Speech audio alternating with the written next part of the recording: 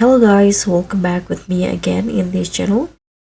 So on today's video, I'm going to show you the location and also the bait and rod setup to catch this cute axolotl in Fish It Roblox. So the axolotl is located on the Crater Islands and it considered as the legendary catch, but it can be caught anytime and in any weather. If you want to have this cute big axolotl in your inventory, you can just head to the crater island, and in here just fish inside the island using your bass rod and bait.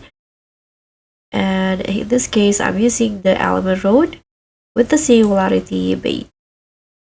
So just try your luck to get this legendary catch. Thank you so much for watching. Don't forget to like, comment, and subscribe. Also, click on the thanks.